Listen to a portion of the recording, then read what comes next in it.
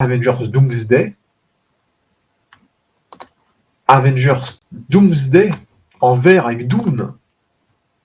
Secret Wars, c'est lequel de film du coup? Parce que du coup, Doomsday, ça veut dire qu'il y a Docteur Doom.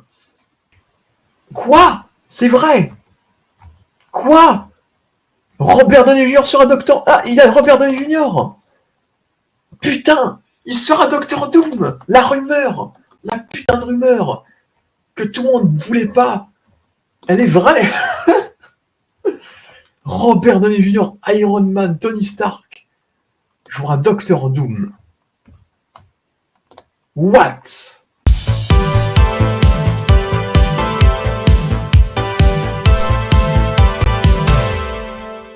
Yo tout le monde, ici Juju tout seul et aujourd'hui j'avais envie de prendre l'air, de profiter de ces quelques jours de repos, d'attente, de façon à ce que je puisse me rafraîchir, me reprendre par rapport à cette nouvelle qu'on a vécue, que j'ai vécue en tout cas en direct durant la Comic Con, donc cette information qui comprend que donc Robert Downey Jr. jouera le Docteur Doom dans Avengers Doomsday et Avengers Secret Wars. Et donc j'arrive toujours pas à revenir de cette nouvelle, j'ai toujours du mal à l'imaginer telle quelle. Mais bon, nous sommes sur un décor assez verdâtre, donc on va essayer de coller à peu près au style du personnage du Docteur Doom et vous expliquer pourquoi cette idée en fait, pourquoi Docteur Doom, pourquoi, tout simplement. Donc déjà, avant vraiment de foncer sur le vif du sujet, il faudrait déjà récapituler qui est Docteur Doom. Et Docteur Doom, c'est un personnage qui a déjà eu plusieurs adaptations au cinéma, telle qu'une adaptation dans le film 4 Fantastiques des années 90, qui n'est jamais sorti légalement, mais qui est disponible sur YouTube, si vous êtes curieux. Et puis on a ensuite la version de Docteur Doom, donc Docteur Fatalis en français. Donc vous prendrez la version que vous préférez. Moi, je suis plus fan quand même du terme Doom, donc en anglais que Fatalis, qui est une retraduction française un peu grossière à mon avis. Donc il a été interprété par Julian McMahon, un acteur que j'aime bien, donc dans les 4 Fantastiques de Team Story en 2005 et en 2007. Et ensuite, on l'a retrouvé dans le 4 Fantastiques 2015, interprété par Toby Kebbell. Et toutes ces adaptations de Doctor Doom étaient des ratages, tout simplement. C'est qu'on n'a jamais réussi à bien respecter le personnage à sa juste valeur. On en a fait un méchant homme d'entreprise, qui est pote avec les 4 Fantastiques et qui devient un méchant pour être méchant. On en fait un hacker dans le film de 2015. On en fait un méchant diabolique un peu cliché dans Suite 4 des années 90. On n'a jamais saisi l'essence de Doctor Doom. Et donc pour cela, il faudrait que vous sachiez qu'est-ce que Doctor Doom dans les comics. Déjà, sachez que Doctor Doom fait partie des nombreuses inspirations qui ont basé la création de Dark Vador déjà. Donc à partir de là, Doctor Doom a quand même un certain poids culturel dans un sens, et puis il en a déjà un de base. Il a été créé dans les années 60 par Stan Lee et Jack Kirby, me semble-t-il, durant les comics 4 Fantastiques, vu qu'il est le pire ennemi des 4 Fantastiques. Et donc pour moi, c'est très simple et efficace, je dirais, mais pour moi Doctor Doom c'est le plus grand méchant de la mythologie Marvel. Pour moi c'est le numéro 1. C'est celui que je mets au-dessus de tout. Après, si je vous donne mon top 3, on irait sur du Docteur Doom, du Magneto et du Bouffon Vert. Pour moi, c'est vraiment les 3 méchants les plus iconiques de Marvel, ceux qui ont vraiment marqué la saga par leur emprunt et par leur existence. Et puis, donc des méchants assez réguliers qu'on peut retrouver dans plusieurs films d'un coup, qui peuvent être à la fois des méchants de la semaine, des méchants d'un film, et puis être des méchants de gros événements. Et puis ensuite, pour moi, il y a la catégorie des méchants d'événements, qui sont vraiment là pour un gros événement et qui ensuite ne reviennent pas, style Thanos, style Apocalypse, style Galactus par exemple. Mais pour moi, Doctor Doom il est plus dans cette catégorie de méchants à la Loki, qu'on pourrait développer sur plusieurs films, qui pourraient confronter plusieurs héros de différentes manières sous différents prétextes en fait. Puisque Doctor Doom, il se nomme Victor Von Doom, et il est tout simplement le souverain, le tyran de la Latvérie, qui est un pays de l'Europe de l'Est qui a été inventé par Marvel. Et donc à partir de là, le Docteur Doom est déjà un méchant très puissant parce qu'il a un énorme pouvoir politique. C'est un dictateur, il a son propre pays, il règne sur son propre pays, et donc ce qui fait qu'on ne peut pas l'arrêter comme tout autre méchant classique, on ne peut pas l'emprisonner parce qu'il a l'immunité diplomatique. Parce qu'il y avait un épisode qui était super cool de Iron Man Armored Adventures, où Doctor Doom à la fin avait été battu par Iron Man, il me semble, et les autorités arrivent, et au lieu de l'arrêter, en fait, ils le ramènent à la Latvérie parce qu'en fait, il a l'immunité diplomatique, et donc on ne peut pas l'arrêter. Le gars fait partie de l'ONU, le gars fait partie des souverains de la planète, et donc le gars, on ne peut pas l'arrêter. Légalement, t'as pas le droit. Donc à partir de là, le personnage ne peut jamais se faire vaincre, dans un sens. En plus, Doctor Doom est un très grand scientifique et technicien. Il a entre autres travaillé avec Reed Richards, dont il prend pour responsable pour la défiguration de son visage durant un test scientifique, qui a défiguré son visage et qui a fait qu'il s'est ensuite reclus en Latvérie et n'a plus jamais recontacté Reed Richards avant qu'il devienne son pire ennemi avec les 4 Fantastiques. Et à la fois, il est doté d'une armure extrêmement solide, et c'est un très grand technicien qui se mesure au niveau de Tony Stark par exemple. parce qu'il a son armée Doombot, il possède une armure qui est impossible à briser. Et je trouve aussi que c'est encore une chose que Iron Man Armored Adventures avait très bien représenté, c'est que son armure était incassable, imbrisable, et même Iron Man n'arrivait pas à le faire. Et en plus de ça, le Docteur Doom, en plus d'avoir ce background-là, il a un background un peu mystique, magique, puisque sa mère était une sorcière, et suite au décès de sa mère, et au moment où il a réussi à faire tomber le souverain Latveria qui était un monarque connard, alors que Doom, lui, avait grandi dans la pauvreté. Il s'est renseigné sur le pouvoir de magie de sa mère, il a approfondi, ce qui fait que maintenant Dr Doom est également un énorme magicien, qui se mesure à des magiciens du style de Doctor Strange, en fait. Donc ce personnage a à la fois un énorme pouvoir politique, un énorme pouvoir scientifique et technologique, et un énorme pouvoir magique et mystique. Ce qui fait que c'est un personnage qui occupe les podiums de certains des plus grands terrains de personnages de l'univers Marvel, comme Doctor Strange, Captain America, Iron Man. Le gars est invincible. Et là, c'est là qu'on peut parler de la question de Robert Downey Jr. pour ce choix, en fait, parce que tout simplement, le personnage de Dr Doom, déjà, il vient de l'Europe de l'Est, donc beaucoup de personnes s'attendraient à avoir un acteur peut-être qui viendrait d'Europe de l'Est, roumain ou quelque chose. Et là, on te prend Robert Downey Jr. qui est très américain. Et avant de faire un peu mes petites théories sur comment ils vont intégrer le personnage, pourquoi cette décision tout simplement? C'est que beaucoup parlent de fanservice, parce que je dois l'avouer que même pour moi cette information, c'est peut-être l'information la plus improbable que j'ai jamais entendue de l'histoire de Marvel et peut-être même de l'histoire du cinéma, je sais pas, j'arrive pas à en revenir de cette info en fait. Pour moi c'est simple, pour moi ce n'est pas du fanservice, pour moi c'est juste la situation la plus safe à prendre, tout simplement. Parce que Kang, beaucoup de personnes disent oui, il faudrait recast Kang, oui, Jonathan Majors, il va peut-être plus jouer le rôle parce qu'il a été accusé de violence involontaire, donc il a été jugé coupable de quelque chose, et donc il jouera plus jamais Kang. Mais est-ce que Marvel va quand même garder Kang? Eh bien non, puisqu'ils ont changé le titre, ce ne sera plus. Donc le prochain Avengers ne sera plus Avengers de Kang Dynasty, mais Avengers Doomsday. Donc on enlève le mot Kang, on met le mot Doom à la place, donc Fatalis. Et pourquoi ne pas recaster Kang, vous me direz? Tout simplement parce que en plus du cas de Jonathan Majors, pour moi il ne faut pas ignorer le film Ant-Man et la Guêpe Quantumania, parce que peut-être, si Ant-Man et la Guêpe Quantumania était incroyable, un film super cool où Kang est vraiment iconisé, où à la fin il gagne, où il est super bien introduit et on veut vraiment qu'il en impose plus pour la suite, et peut-être que là, je pense qu'ils auraient peut-être hésité à recast Jonathan Majors parce que le gars il a commis des choses, mais à garder quand même le personnage et à le recast et à le mettre quand même dans les prochains Avengers. Le problème, c'est que dans Ant-Man 3, Kang, qui est censé être le plus grand méchant de la prochaine phase du MCU, la phase du multivers, il s'est fait battre par des putains de fourmis. Et le film a été vu par personne, le film a flop, le film a été un échec aux yeux de Marvel Studios, ce qui fait que même si Jonathan Majors avait rien commis, à partir de là, tu peux commencer à hésiter sur la véracité de ton méchant en tant que méchant, quoi. Et pour moi, le flop, le plus grand fautif, c'est pas juste Jonathan Majors, mais c'est aussi le flop d'Ant-Man 3, qui fait, on a mis notre grand méchant là-dessus, on l'a très mal écrit dessus, mais en plus, personne n'a vu le film, donc malheureusement, Kang, il n'a pas l'aura que Thanos avait durant la scène post-générique du premier Avengers, parce que déjà il perd au lieu de gagner, là où Thanos il était bien introduit. C'est que Thanos, la première fois qu'il effectue une action, c'est tuer la moitié d'Asgard, défoncer Thor, défoncer Hulk. Donc Thanos c'est une menace déjà plus forte parce que on l'introduit en tant que gagnant, en tant que personnage invincible, alors que Kang tu l'introduis, il se fait battre. Donc à partir de là, et même si tu as son concept, et c'est aussi pour ça que pour moi Kang, c'est peut-être le plus gros gâchis de l'histoire de Marvel, parce que Kang tu avais une possibilité infinie de le développer, parce que Kang, ce qui est super intéressant avec lui, c'est le rôle parfait pour un acteur chez Marvel, quoi. C'est un personnage qui a des variants multiples dans le multivers, et ces variants sont tous des menaces en fait. C'est qu'il a un variant qui est un pharaon, un variant qui est Immortus, qui a un Kang qui est beaucoup plus vieux que le Kang classique, t'as un variant qui est un chef d'entreprise, un variant qui vient de telle époque ou de telle époque, on en a vu quelques-uns dans la série Loki, et donc ce qui veut dire que si tu tues un Kang, il peut en avoir 10 qui reviennent derrière, et ainsi de suite. Ce personnage, c'est l'infinité incarnée en fait. Ce qui fait que je trouve ça dommage quand même que ce personnage soit un énorme gâchis parce que t'aurais pu faire un concept de fou. Déjà pour moi, t'aurais pu prendre un meilleur acteur que Jonathan Majors, que je trouvais pas non plus excellent dans le rôle. Je l'aimais bien en He Who Remains, mais je le trouvais trop en surjeu quand il jouait Victor Timely dans Loki saison 2 et vraiment Osef dans Ant-Man. Je trouvais pas qu'il avait le charisme d'un méchant de saga entière, d'une saga entière.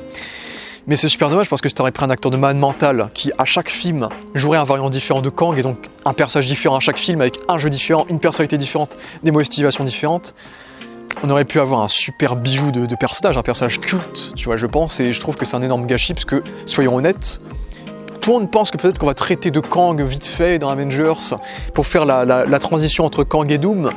À la grosse limite, ils peuvent partir dans l'auto-parodie et faire que Avengers Doomsday commence par, admettons, Doom qui massacre tous les Kang. Mais admettons ça tout de suite, non. Ils vont juste totalement ignorer Kang, ils ne vont jamais l'évoquer en interview, ils vont ne jamais le mentionner, plus jamais il sera mentionné tout simplement. Je pense que Kang, il existe juste plus dans la tête de Marvel. Pour moi, c'est simple. Et dans un sens, Loki saison 2 leur a bien arrangé la chose, parce que dans Loki saison 2, on te fait dire plus ou moins que Kang est plus ou moins et plus trop une menace. C'est là. Si vous voyez un peu la fin de Loki saison 2, tu as une évocation claire du fait que Kang pouvait être battu, parce qu'on évoque sa défaite dans Ant-Man 3, et on te dit que oui, ces variants seront beaucoup moins dangereux et on saura quand ils attaqueront. Donc la défaite de Kang a été plus ou moins confirmée dans Loki saison 2. Donc à partir de là, tu peux écarter le problème Kang. Et donc, quoi faire ? Et tout simplement, du coup, tu ne peux plus tu peux plus développer une saga sur la durée comme Thanos, où tu as attendu 5-6 ans pour qu'il débarque vraiment, alors qu'on l'avait vu petit à petit parseminer dans certains films.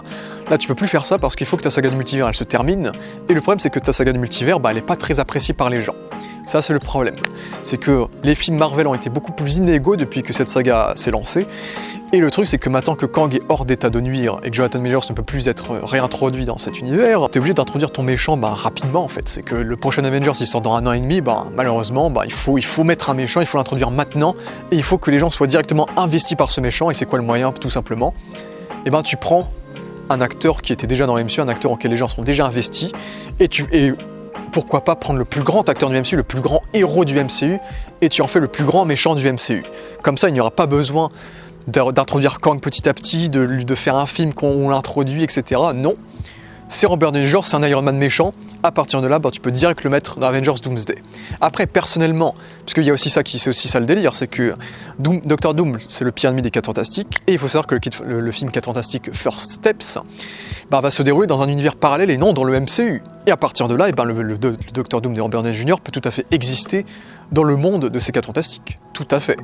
Puisque du coup, le Docteur Doom de Robert Downey Jr., évidemment, ça c'est la théorie qui vole surtout, c'est que cette version de Docteur Doom sera tout simplement un variant de Tony Stark, qui est parti en sucette, qui n'est jamais devenu Iron Man, qui a vécu dans un monde qui est peut-être en effroi, de terreur, et qui est devenu un méchant tout simplement.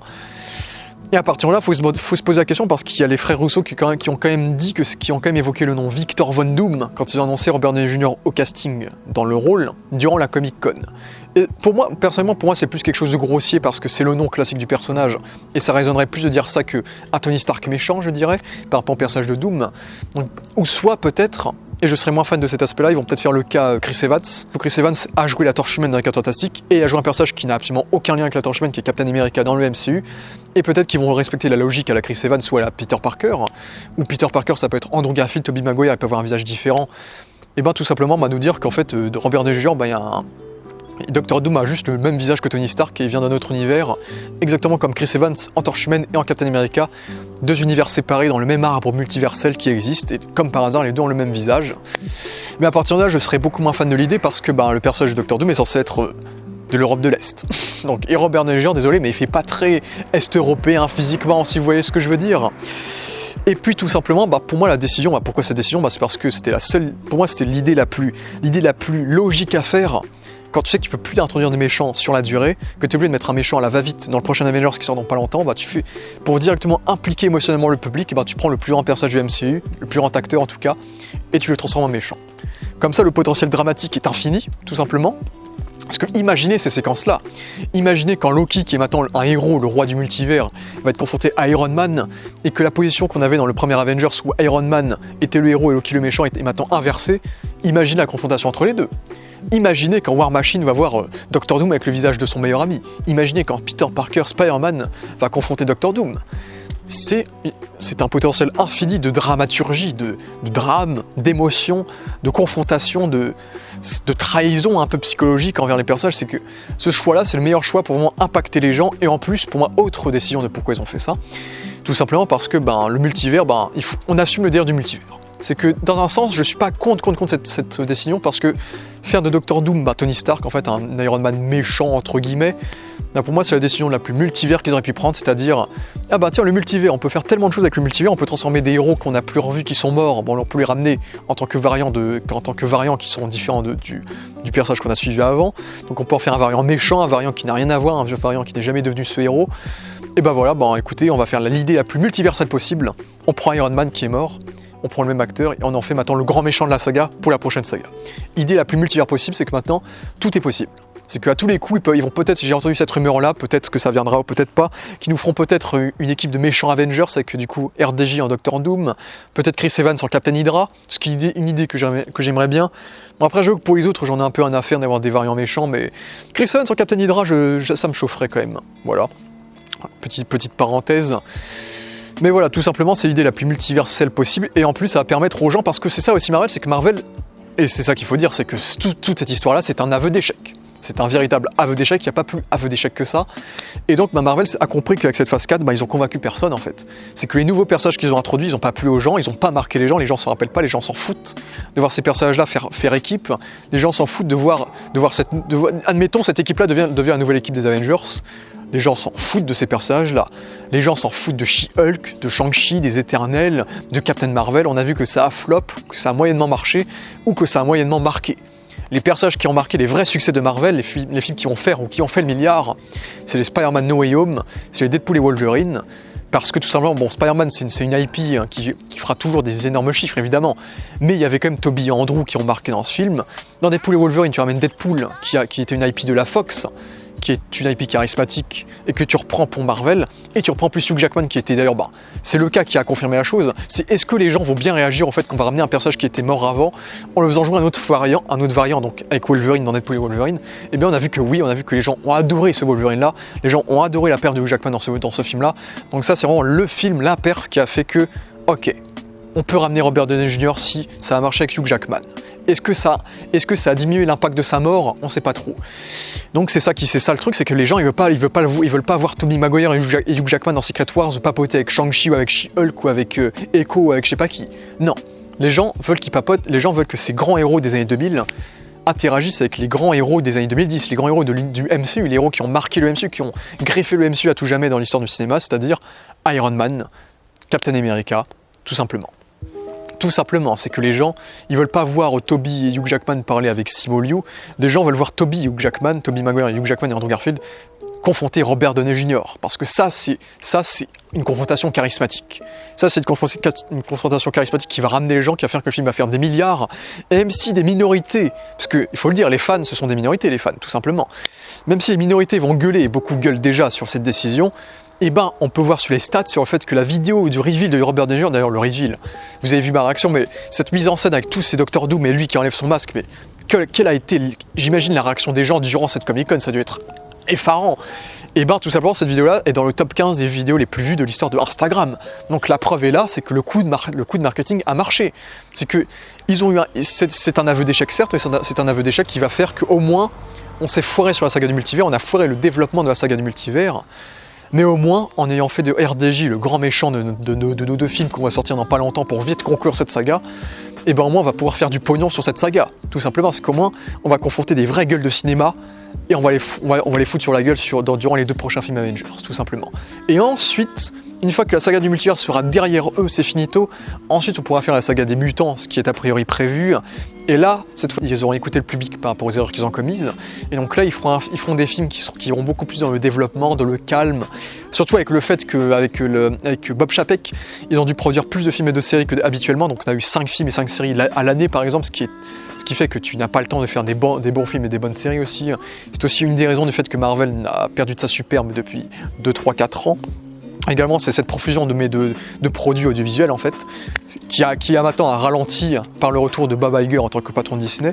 Donc la cadence est beaucoup plus lente, on peut avoir 3 films par an maximum, et une à deux, voire 3 séries par an également. Donc la cadence est un peu plus ralentie en plus. Donc si après avoir bâclé cette saga du multivers en mettant vite Robert Downey Jr. pour sauver la mise, et bien ensuite, on pourra refaire notre saga des mutants tranquillement, en mettant les X-Men un par un, en développant les personnages comme il le faut, etc. La menace comme il le faut, tout simplement. En fait, la saga du multivers, c'est vraiment le faux pas qui sera au milieu de la grande fresque du MCU, si le MCU continue à exister pour les 20, 30, 40 prochaines décennies, admettons. C'est que tu as la saga d'Infini qui était impériale, tout le monde a adoré, c'était fou. Et on a eu la saga du multivers, on a fait trop de films, trop de séries. on a fait un méchant qu'on a très mal écrit, qu'on a dû dégager parce que l'acteur a été accusé d'éléments fautifs sur sa personne, et où notre seule décision c'était de ramener les éléments du passé, c'est-à-dire les éléments qui nous prédataient, style Tobey Maguire, Hugh Jackman, et nos éléments forts que sont Robert Downey Jr. entre autres. Et n'oublions pas que ces 2 films Avengers sont réalisés par les frères Russo, qui ont réalisé les 2 Avengers précédents, Infinity War et Endgame, ainsi que Captain America le Soldat de l'Hiver et Captain America Civil War. Donc nous sommes sur de la valeur sur pour eux, quoi. Et c'est ça qui est marrant, c'est que on retrouve 2 entités qui étaient incertains de leur destin en même temps, en fait. C'est que Marvel a produit des films qui ont été beaucoup moins appréciés, ils ont perdu de leur aura. Et les frères Russo, depuis qu'ils sont partis chez Netflix et ils ont fait des films de streaming style Chérie de Greyman, la série Amazon Citadel, les critiques sont très mitigées, il faut dire que leur carrière est pas faux folle, quoi. Donc là on est sur 2 entités qui sont affaiblies par les projets qu'ils ont produits depuis leur départ, depuis leur séparation. L'élément qui va faire qu'ils vont se réunir, c'est un film Avengers. On va réunir ces 2 éléments qui ensemble étaient forts à l'époque avec la saga de l'infini et Thanos. Et maintenant on va essayer de reproduire cette magie. En plus on reprend Stephen McFeely pour l'écriture du film. Bon, tout seul cette fois pas avec Christopher Marcus. Parce qu'il faut savoir que Christopher Marcus et Stephen McFeely avaient écrit toute la trilogie Captain America et avaient écrit les deux dernières Avengers, donc Endgame et Infinity War. Donc ce qui veut dire qu'on reprend exactement la même équipe que pour les 2 derniers Avengers tout simplement. Tout comme Alan Silvestri qui a plus ou moins confirmé qu'il devrait composer également le film, donc qui avait composé la musique du premier Captain America et des 4 Avengers, donc très bon compositeur qui a aussi composé Retour vers le futur, donc on va pas résumer son CV. Donc pour moi c'est pas du fanservice, pour moi c'est juste la situation la plus safe possible. Donc oui, par défaut ça va provoquer du fanservice, parce qu'évidemment il va croiser Spider-Man, il va croiser tel personnage et on va faire des confrontations un peu fanservice, mais cette stratégie est avant tout marketing. C'est que Robert Downey Jr. maintenant il a eu son Oscar, maintenant qu'il est redevenu plus ou moins un acteur avéré, confirmé, parce que son image avait un peu baissé avec le fait qu'il ait joué que Iron Man quasiment pendant 10 ans, maintenant il a eu son Oscar, ce qui fait que c'est un acteur qui est crédible en plus d'être l'un des acteurs les mieux payés de tous les temps, surtout durant les années Marvel, et maintenant Robert Downey Jr., maintenant qu'il a cette crédibilité d'acteur avéré, il peut revenir dans le MCU avec une réputation qui est encore plus forte que la réputation qu'il avait à l'époque des Avengers en fait. Ce qui fait que maintenant, on peut encore... Surtout que Downey Jr. a toujours dit qu'il voulait revenir dans le MCU, que cet univers fait partie de son ADN. Bon, il parlait surtout du personnage de Iron Man, mais on revient plus ou moins au même, j'ai envie de dire. Et donc mon problème avec ça, c'est que pour moi, et c'est là que j'ai commencé à être un peu négatif sur l'information, c'est que pour moi Doctor Doom c'est un méchant sur la durée. C'est un méchant que tu mets dans un film 4 fantastique, c'est un méchant qui est très diversifié. Tu peux en faire un méchant d'un film Black Panther parce que ça peut être un opposant politique, tu peux en faire un antagoniste d'un film Iron Man parce que c'est un méchant qui a un peu les mêmes capacités technologiques que Iron Man, tu peux en faire un ennemi de Doctor Strange, de Scarlet Witch également, parce qu'il a eu tout un arc avec les enfants de Vanda qui pourrait être plus ou moins développé maintenant que Doctor Doom arrive dans le MCU. Donc pour moi Doctor Doom ce serait un peu du gros gâchis de mettre Doctor Doom et de juste le mettre dans 2 films Avengers et ensuite c'est out, plus de Doctor Doom. Ça ce serait extrêmement décevant, donc pour moi la seule solution possible, comme je l'ai dit, c'est que comme on l'a dit, ce Doctor Doom là c'est un variant de Iron Man qui vient du multivers et qui va juste servir d'antagoniste pour conclure cette saga du multivers et ensuite c'est fini.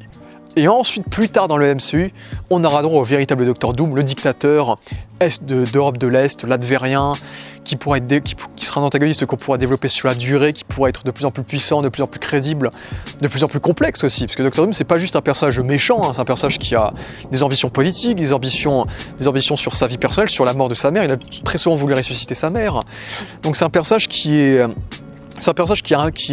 complexe, comme disait Robert Downey Jr. d'ailleurs, qui est très complexe. Donc pour moi, ce côté-là fonctionne si il joue le rôle que pour ces 2 Avengers-là et qu'ensuite on a le vrai Doctor Doom. Mais le problème, c'est que le comic Secret Wars, c'est le prime du personnage. C'est que Doctor Doom n'a jamais été aussi puissant que dans Secret Wars. C'est-à-dire qu'ensuite, une fois que tu as adapté Secret Wars et que tu fais ensuite tu fais le vrai Doctor Doom après, il sera jamais aussi puissant, aussi imposant et aussi mémorable, j'imagine, que le Doctor Doom précédent, parce qu'on aura déjà eu une adaptation de Doctor Doom qui aura vécu les événements de Secret Wars, parce que c'est aussi ça, c'est que Secret Wars avait toujours été prévu même à l'époque de Kang, mais dans les comics, au final, ils reviennent à quelque chose de plus fidèle aux comics, c'est que le méchant de Secret Wars, c'est Doctor Doom en fait. C'est que dans les 2 versions, puisqu'il y a une version années 80 de Secret Wars et une version années 2010 de Secret Wars, Doctor Doom vole le pouvoir des Beyonders, qui soit le Beyonder, soit les Beyonders, ça dépend des 2 versions, qui sont des entités omnipotentes, qui ont tous les pouvoirs, qui peuvent manipuler la réalité et les univers. Doctor Doom vole leur pouvoir et choisit de détruire tous les univers pour créer un seul et unique univers, le Battle World. En tout cas, ça, il me semble que ça, c'est dans le comics comics des années 80. Et alors que dans les comics des années 2010, en fait, t'as le multivers qui est déjà en train de se détruire avec des incursions en fait où il y a des univers qui rentrent en collision, qui se détruisent entre elles, etc. Où il y a des guerres entre univers. Et Doctor Doom, avec ce bordel-là, il va choisir de bâtir son propre empire en obtenant ses pouvoirs de dieu, en devenant le God Doctor Doom, le God Doom, en volant les pouvoirs du Beyonder, et donc en créant le Battle World, qui est une planète qui mélange en fait les quelques univers un peu décédés pour en faire un univers où en fait il a effacé la mémoire de tout le monde, où tout le monde est sous sa joue, tout le monde plie le genou envers Doom, et donc il est le roi de cet univers-là, où il est considéré comme le dieu de ce monde-là. Et donc Doom a jamais été aussi puissant que dans ce comics-là, où par exemple il a tué Thanos en un étranglement par exemple. Donc à partir de là, tu peux refaire la scène pour bien montrer un peu comme tu peux faire ce délire-là en fait. C'est que Loki, qui était le grand méchant de Marvel, il se fait buter par Thanos. Et maintenant tu peux nous montrer Thanos se faire buter par Doom pour montrer que Doom est plus important que Thanos en termes de menace. Parce qu'évidemment que je ne serais pas surpris qu'un Thanos pop avec le multivers évidemment. Donc à partir de là, pour moi ce serait, dans tous les cas, ce serait très casse-gueule de faire Doom en fait. Parce que soit tu fais Doom sur 2 films et c'est Robert Downey Jr. et c'est pas le vrai Doctor Doom à mes yeux, on va dire. Surtout que physiquement, je le vois pas en Doctor Doom. Personnellement, j'étais pas non plus 100% convaincu sur son interprétation de méchant dans Oppenheimer, même s'il a eu un Oscar. Mais je peux mettre des doutes sur son interprétation de méchant. Et en plus, il est pas très grand, il fait 1m70. Après, oui, avec l'armure, un peu comme Iron Man, il va gagner 20 cm. Mais il faut pas oublier qu'en plus, c'est Robert Downey Jr. Le gars, Doctor Doom, est connu pour garder son casque parce qu'il a un visage défiguré. Évidemment que Downey Jr., tu vas pas le payer 100 millions de dollars à peu près, c'est un peu ce qui est estimé, 100 millions de dollars pour les 2 films, vu que les frères Rousseau seront payés 80 millions pour faire les 2 films, donc 40 millions par film, et Downey Jr. sera payé plus environ, donc on imagine 50 millions par film. Tu vas pas payer Robert Downey Jr. 50 millions de dollars par film pour qu'on cache son visage sous un casque en fait.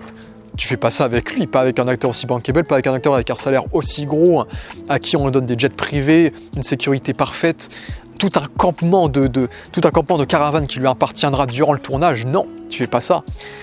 Et c'est ça mon problème, c'est pour ça que moi je suis très satisfait par le casting de Galactus par exemple, qui est joué par un acteur qui est pas forcément très connu, mais qui a une voix qui en impose. Moi j'ai jamais été fan des fancasts sur Doctor Doom, genre voir Cillian Murphy en Doctor Doom, Mads Mikkelsen en Doctor Doom. Pour moi Doctor Doom, pour moi l'idéal c'est de prendre un acteur qui est pas connu, mais qui a une putain de voix, une putain de présence sur sa gestuelle et sur son vocal en fait. Et malheureusement, là on a pris tout l'inverse, là on a vraiment fait un gros casting de star talent avec Robert Downey Jr., donc d'où le fait que je sois très divisé sur ce choix de casting, tout simplement. En termes de stratégie, je comprends ce que Marvel fait, c'était la seule solution pour moi pour vraiment marquer le coup, pour faire un méchant qui va encore plus attirer les gens que pouvait Kang, pour vraiment faire en sorte que le film, parce que là le film comme ça, c'est sûr que le film il fera 3 milliards de dollars, le film il va battre tous les records du cinéma, ça c'est sûr et certain, les 2 Avengers vont les battre, ça c'est sûr. Maintenant j'espère, parce que je trouve que les films Avengers vont quand même sortir assez tôt, on rappelle mai 2026 et mai 2027, qu'ils ont un scénario qui est assez prêt, parce que là j'ai peur que les films se fassent assez vite malheureusement, et ça risque de poser problème évidemment. Donc j'espère que l'histoire sera quand même solide, puisque personnellement moi je suis curieux de voir qu'est-ce que ça va donner. C'est que oui, Doctor Doom ils vont en faire un traitement évidemment différent des comics, évidemment, mais j'espère qu'ils vont réussir à respecter l'essence du personnage. Je doute pas que Robert Downey Jr. aura quand même une interprétation très solide dans le rôle, mais il y a toutes ces inquiétudes qui m'entourent, mais d'un point de vue marketing stratégique, c'était la décision à faire. C'est une décision qui est improbable, qui relève pour moi de la fanfiction. Pour moi c'est de la fanfiction, j'arrive toujours pas à me dire que ça va arriver quoi. Donc, mais comme on l'a vu avec les stats, avec les vues d'Instagram, ça a payé, ça paye déjà, on sait que ça a payé et que ça va être un putain de succès. Donc voilà. Jean-Michel transition, on va se taper des confrontations improbables style Pedro Pascal contre Robert Downey Jr., vu que du coup Doctor Doom est le pire ennemi des 4 Fantastiques, et Pedro Pascal de base c'était un acteur que personne ne voyait en Reed Richards, donc voir 2 acteurs qui ressemblent pas du tout à leur homologue comics, papier, ça va faire bizarre. Après j'ai envie de dire, c'est ça qu'on voulait quoi, c'est pas des acteurs plats, c'est pas tous ces acteurs plats qu'on a eu à la phase 4 que les gens veulent. Les gens veulent des gueules de cinéma qui se confrontent, donc en plus de Tobey et de Tobey Maguire et de Hugh Jackman, et de tous les personnages qui vont ramener dans le multivers, parce que c'est ça, Marvel recycle, on ramène Hugh Jackman, on ramène Ryan Reynolds, on ramène Charlie Cox en Daredevil, on ramène John Bertal en Punisher. Et ben enfin avec les 4 Fantastiques tu décides de prendre un acteur qui est bankable pour porter l'équipe, et donc c'est Pedro Pascal qu'on voit absolument partout, le Mandalorian, Gladiator, etc.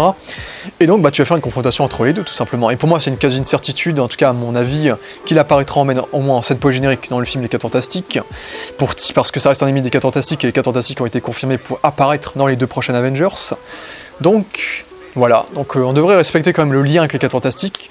Mais c'est vrai que c'est marrant parce que moi j'ai toujours rêvé, malgré la fin du personnage de Iron Man, de voir Robert Downey Jr., de voir Reed Richards interagir avec Tony Stark. Et ben au final ça risque d'arriver, mais pas de la manière dont j'imaginais, on va dire, dans un sens. Donc c'est vrai que ça va être spécial, mais oui, je pense qu'il apparaîtra dans les 4 Fantastiques, tout du moins en scène post-générique, vu que du coup il y a l'excuse du fait que les 4 Fantastiques se déroulent dans un univers alternatif, et donc Doctor Doom sera certainement un Doctor Doom alternatif, ça peut pas être celui du MCU, donc ce qui fait qu'il peut tout à fait être leur Doctor Doom à eux. Après, même si les 4 Fantastiques devraient se terminer, le film en tout cas devrait se terminer sur la destruction peut-être de leur univers, et eux ensuite intégreront le MCU à la fin de la saga du multivers. Parce que l'objectif principal de cette saga du multivers, c'est qu'à la fin, moi en tout cas c'est ce que j'imagine, ça n'a jamais été dit, mais à la fin de cette saga du multivers, les 4 Fantastiques existent dans le MCU et les X-Men existent aussi dans les mutants en tout cas existent dans le MCU comme s'ils avaient toujours existé, en refusionnant des univers et en faisant des soft reboots, et ben comme ça on pourra mettre les 4 Fantastiques dans le MCU. Mais le truc c'est comme ils viennent d'un univers parallèle de base, et que Doom a toujours été leur version à eux, ça peut être compliqué de mettre un autre Doctor Doom après, une fois que les 4 Fantastiques seront dans le MCU quoi. Donc ouais, ça risque d'être compliqué cette histoire, mais comme je l'ai dit, j'attends de voir. Ils ont pris une équipe qui gagne, une équipe qui paye, une équipe qui a déjà payé maintes fois durant les années précédentes où Marvel a explosé au box-office. Donc je sais pas si je suis optimiste, mais en tout cas je suis curieux de voir le résultat. Je suis pas un grand fan non plus de l'idée, comme je l'ai dit. Moi j'aurais aimé avoir un vrai Doctor Doom. Doctor Doom c'est un personnage qui mérite d'avoir sa propre unité, sa propre personne, sa propre identité, son propre charisme, son propre univers. Et là le donner à un acteur comme RDJ, je trouve qu'on lui enlève un peu cette dimension d'unicité. Mais comme j'ai dit, en termes de coût de marketing, c'est fou quoi. C'est comment lui et je suis curieux de voir Downey Jr. jouer un rôle complètement différent de ce qu'il avait joué en Iron Man et de lui donner un rôle de méchant également. Mais comme je dis, il y a tous ces problèmes que j'ai sur le fait que tu pourras pas mettre un autre Doctor Doom après lui parce que tu fais déjà le prime de Doctor Doom en faisant Secret Wars avec RDJ. Que tu fais pas Doctor Doom que pour 2 films, mais après ils vont le faire que pour 2 films, plus peut-être une scène post-générique, et que il va peut-être enlever son casque toutes les 5 minutes. Après avec Secret Wars, ils ont eu l'excuse du fait que son visage se guérit quand il devient un dieu, mais quand même. Donc bref, on verra comment tout ça se déroulera, mais oui, je suis divisé sur ce choix. Pour moi, évidemment, c'est un aveu d'échec. On a foiré sur tout, on a viré tous les scénaristes du multivers, on a viré Michael Waldron qui avait écrit Loki et Doctor Strange 2 et qui devait écrire ce Avengers, Kang Dynasty, Secret Wars, qui a été viré. On a viré le gars qui avait écrit Ant-Man 3 qui devait écrire Avengers, Secret Wars aussi, et on reprend les mêmes scénaristes que d'habitude. Donc voilà, qu'est-ce que je voulais que je vous dise ? En fait, c'est un aveu d'échec qui fait que Marvel n'arrivera pas à avancer, et ça c'est clair et net, ils n'avanceront pas avec cette saga du multivers. Ils vont s'appuyer sur les bases du passé pour faire un film qui va se reposer sur les lauriers de tout ce qu'ils avaient instauré précédemment. Et il faudra attendre la prochaine saga pour qu'enfin ils puissent proposer de la nouveauté, des nouvelles têtes et de nouvelles personnalités qui pourront apporter de la fraîcheur dans cet univers. Mais pendant ce temps, on va suivre ce MCU qui va patauger en nous ramenant les mêmes auteurs, les mêmes acteurs pour nous proposer des histoires différentes. Mais comme je l'ai dit, les Rousseau, ils ont dit que c'était un comics qu'ils lisaient depuis leur enfance, Secret Wars, qu'ils ont toujours rêvé de faire ce comics, et que si on est dans un stade où vraiment, avec tous les réalisateurs que Marvel a sollicités pour faire ces films Avengers, il n'y a que eux qui ont repris, tellement c'est une tâche impossible de faire 2 films Avengers à 350 millions de dollars en l'espace de 2 ans. Parce que vraiment les Rousseau ce sont les seuls qui puissent peut-être faire ça et qu'en fait ils méritent ce statut de quasiment seul réalisateur à pouvoir faire des films Avengers de façon aussi intensive en fait. Donc nous verrons comment tout cela ira, mais oui. Voilà, d'un côté je serais déçu parce que je veux voir un Doctor Doom qui évolue sur la durée comme un Loki. Mais bon, et de l'autre, je suis en mode putain, Doctor Doom en antagoniste de 2 films Avengers, ça peut être très très cool et j'ai hâte de voir ça. En tout cas, Secret Wars risque d'être un peu plus fidèle aux comics qu'avec Kang. Mais ouais, RIP Kang, un foirage, le plus gros gâchis déjà de l'histoire du MCU. Et on verra quoi, c'est dans un sens, c'est une décision qui est marquée en termes de stratégie très bien réfléchie et complètement logique. En termes d'histoire, de storytelling et de narration, c'est de l'aveu d'échec et c'est du retour en arrière. Mais en termes de cinéma, il faut admettre que ce sera probablement moyen, parce que les Rousseau, c'est pas les plus réalisateurs du monde, on va encore s'attendre à un blockbuster qui va être très bien fait dans la forme, et qui restera un gros blockbuster avec un budget pharaonique évidemment.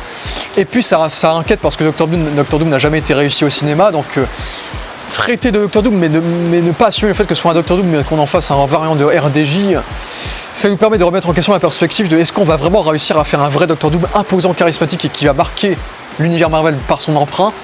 Et ben là aussi c'est une question auquel il faut se poser, donc c'est dommage. En plus, à ce qui paraît, Robert Downey Jr. dit qu'il reviendrait pas, sauf si c'était les Russo qui réalisaient le film, donc j'imagine que c'est en grande partie à cause de lui que les Russo sont revenus également. Donc voilà, je m'attends à un film qui aura quand même du cœur, parce que je trouve que les films Avengers avec des frères Russo qui ont quand même fait des plutôt bons films, Robert Downey Jr., etc. Et surtout le côté nostalgique où ils vont ramener tout le monde, j'imagine. Évidemment, il y aura du cœur, mais surtout il y aura du marketing, quoi. Pedro Pascal, Tobey Maguire, Hugh Jackman, Robert Downey Jr., peut-être Chris Evans.